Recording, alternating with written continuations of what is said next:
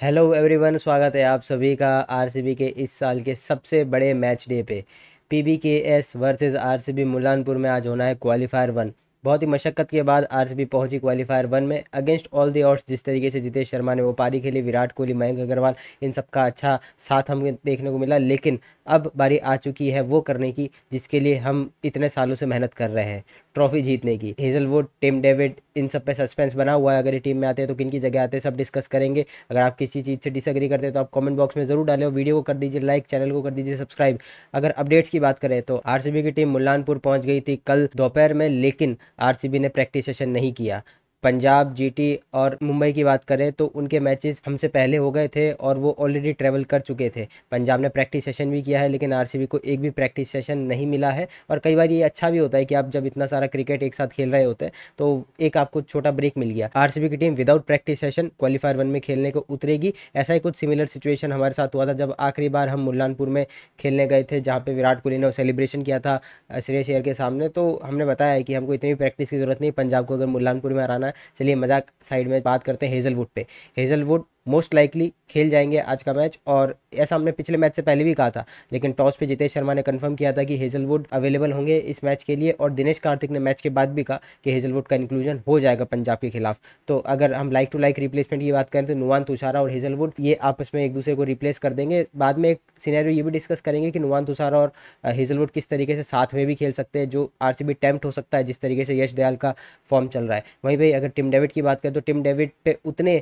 Positive response नहीं आया है टीम मैनेजमेंट की तरफ से। वो उतने श्योर नहीं है टिम डेविड को लेके। उन पे आखिरी फैसला जो है आज लिया जाएगा, तो देखना होगा क्या टिम डेविड फिट है। अगर टिम डेविड फिट होते हैं तो वो डायरेक्टली रिप्लेस कर जाएंगे लाइम लिविंगस्टन को। इन केस टिम डेविड पूरी तरीके से फिट नहीं है तो आप ये भी देख सकते हैं कि लाइम लिविंगस्टन बाहर जाएंगे और हेजलवुड को आप डायरेक्ट एंट्री ले लीजिए, जिससे कि आप एक बैट्समैन शॉर्ट तो होंगे, जहाँ पे रोमारो शेफर्ड आपके लिए नंबर 6 पे खेलते नजर आएंगे। लेकिन वहीं पे आपको ये पता चलेगा आपके पास 7 प्रॉपर बॉलिंग ऑप्शन है जिनसे आप ऑपोजिशन को डरा सकते हैं। 180 से ऊपर उनको नहीं ले जाने देंगे। और जब 230 की चेज की बात करते हैं तो उसमें भी रोमारो शेफर्ड और कृणाल पांड्या की बैटिंग नहीं आई थी। ये छोटी बैटिंग के साथ जाना कई लोगों को लग रहा है कि ठीक है, लेकिन मुझे लगता है आपके पास एक क्वेश्चन होना चाहिए बैटिंग में जब आप इतने बड़े मैच के अंदर उतर रहे हैं। पता नहीं हम टॉस जीतेंगे नहीं जीतेंगे। पिछले 2 मैच जितेश ने कप्तानी करी और टॉस जीते भी हैं। कप्तानी आप इफ्स एंड बट वाली कह सकते हैं, जहाँ पे कुछ ना कुछ चीज़ों पे निराश हुए हैं आरसीबी फैन, और लाजमी बनता भी है कि लगातार 2 मैचेस में हम 230 रन कैसे खा सकते हैं। ये आरसीबी की बॉलिंग हम नहीं जानते। इस सीज़न जो आरसीबी की बॉलिंग रही वो एक डिसाइडिंग फैक्टर रही थी बहुत सारे मैचेस में,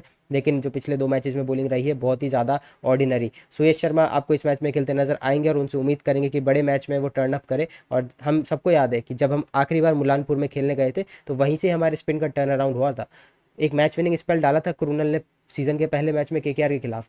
उसके बाद में उनका ऑर्डिनरी मैचेस जा रहे थे, सुयश को भी विकेट नहीं मिल रहे थे। लेकिन जैसे ही हम पंजाब के खिलाफ खेलते हैं वो मैच, उस मैच में हमने देखा कि विकेट भी लिए थे सुयश और क्रूनल ने, और इकोनॉमिक भी रहे थे। उसके बाद में आप जितने भी मैचेस उठा के देखें ये दोनों काफ़ी ठीक रहे थे ब्रेक आने तक। ब्रेक के बाद में क्रूनल के तो 4 ओवर भी नहीं हो पा रहे, सुयश के भी पूरा स्पेल नहीं हो पा रहा है। तो ये थोड़ी दिक्कत की बात आरसीबी के लिए कि स्पिनर्स को टर्न अप करना पड़ेगा। लिविंगस्टन सिर्फ आप एज अ बैट्समैन खिला रहे हो तो मेरे को लगता है उनको खिलाने का कोई मतलब नहीं है। अगर टिम डेविड पूरी तरीके से फिट भी नहीं है तो भी आप एक ओवरसीज बैट्समैन ही खिलाना चाहते हो तो टीम साइफर्ट तो कुछ जीरो से बढ़िया ही कर लेंगे। और अगर आप बॉलिंग कराना चाहते हो लिविंगस्टन से, जो हमने पिछले मैच में नहीं देखा, जहां ऋषभ पंत लेफ्ट हैंडेड है वो शतक मार गया, लेकिन आपने एक भी बार लायन लिविंगस्टन की ऑफ स्पिन ट्राई नहीं करी।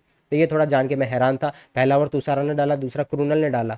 तो ये मेरे को थोड़ी टैक्टिक समझ में नहीं आ रही है। वो पिच के हिसाब से, कंडीशन के हिसाब से, मैचअप्स के हिसाब से आप अपना अपना प्लानिंग करते हैं, लेकिन उसमें मेरे को लगता है कि कहीं ना कहीं दिक्कत हो गई आरसीबी के साथ में। और प्योरली जितेश का फॉल्ट मैं ये नहीं बोलूँगा, क्योंकि पावर प्ले के जितने भी ओवर होते हैं आप कहीं ना कहीं ये ड्रेसिंग रूम से डिसाइड करके आते हैं एटलीस्ट शुरू के 3-4 ओवर की हम इन बॉलर से ये ओवर डलवाने वाले हैं। तो इसमें जितेश प्योरली फॉल्ट पे नहीं है, लेकिन शायद से ओवर्स को ठीक से और मैनेज कर सकता था आरसीबी, जहाँ पे कृणाल पांड्या ने 2 ही ओवर डाले। भुवनेश्वर से आपने नई बॉल से ट्राई नहीं किया। और रोमारो शेफर्ड आपके 4 ओवर डाल गए और 50 रन प्लस दे गए। रोमारो शेफर्ड का ये काम नहीं है कि आपके लिए इनिंग का आखिरी ओवर वो डालने आए, वो भी अगेंस्ट सेट बैटर्स। तो यहाँ पे आरसीबी को इंप्रूवमेंट की जरूरत है। लेकिन बैटिंग में जहाँ तक बात करें, बैटिंग में सभी फॉर्म में नजर आए। लिविंगस्टन ठीक है, ऑर्डिनरी काफ़ी उनकी तरफ से परफॉर्मेंस रहा, पहली बॉल पे आउट हो गए। रजत पाटीदार मुझे तो लगता है वो पूरी तरीके से फिट भी नहीं है, लेकिन आरसीबी को ऐसा लगता है कि कहीं ना कहीं अगर वो खेलते हैं मैच तो कोई भी बैट्समैन आप उठा के अगर आरसीबी में डालेंगे तो अगर रजत पाटीदार 80% भी फिट है तो उस बैट्समैन से वो बढ़िया है। बाकी अगर आपको लगता है कहीं से भी कि स्वप्निल, चिकारा, इनमें से कोई खेल जाएगा तो मैं आपको बता दूं ऐसा कुछ नहीं होने वाला है। मैक्सिमम आपको 2 चेंज देखने को मिल सकते हैं, मिनिमम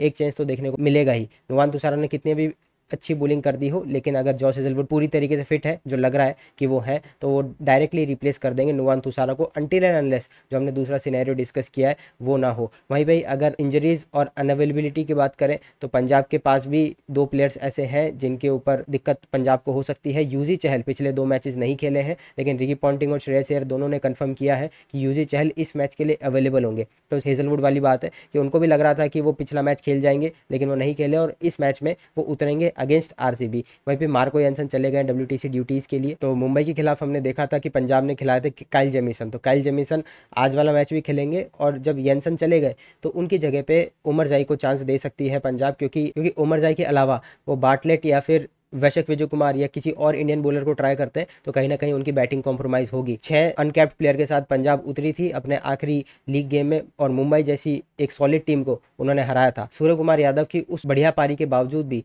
आपने देखा पंजाब ने उनको रिस्ट्रिक्ट कर लिया था 190 के नीचे, और जो वो चेज़ हुआ था, मेरे ख्याल से जहाँ भी क्रिकेट पढ़ाया जाता है वहाँ पे उस चेज़ की स्टडी होनी चाहिए, किस तरीके से इतना क्लासिकल चेज़ वो था। ठीक है, हम 190 चेजेस को इतना ग्लोरीफाई नहीं करते, लेकिन जिस तरीके से प्रियांश आरा की वो पारी थी, नंबर 3 पे इंग्लिश को भेजना और उन्होंने जो पारी खेली और लास्ट में एकदम कंट्रोल्ड चेस करते हुए इतने प्रेशर मैच में, क्योंकि अगर वो मैच नहीं जीते होती तो मुंबई आपको टॉप 2 में दिख रही होती कहीं ना कहीं। तो ये पूरी चीज़ जो पंजाब की है बहुत सॉलिड है, और पंजाब और आरसीबी को इस साल यही बहुत अच्छी चीज़ बनाता है कि उन्होंने जो ऑप्शन में पिक्स करी है, अब इनके पास में ऑप्शंस बहुत सारे हैं कि हम यहाँ पे दोनों ही टीम्स के 3 से 4 ऑप्शन पे बात कर सकते हैं कि ये नहीं खिला दो ये खेल सकता है, ये नहीं खिला दो ये खेल सकता है। और वहीं पे ये दोनों टीम्स जो है पास्ट में इसमें लैक किया करती थी। आरसीबी 2016 के बाद टॉप 2 में क्वालिफाई करी है, पंजाब तो पहली बार प्लेऑफ में क्वालिफाई करी है 11 साल बाद। 2014 सीजन आप सभी को याद होगा, फाइनल ये लोग खेले थे केकेआर के खिलाफ, मिचेल जॉनसन को छक्के मार दिए थे पीयूष चावला ने, और वहाँ से केकेआर जीत गया था। लेकिन अब दोनों ही टीम के पास कुछ ना कुछ प्रूव करने का है। आरसीबी के पास ये एक अच्छी बात है, पंजाब के लिए भी आप सेम मान सकते हैं कि मोस्ट ऑफ द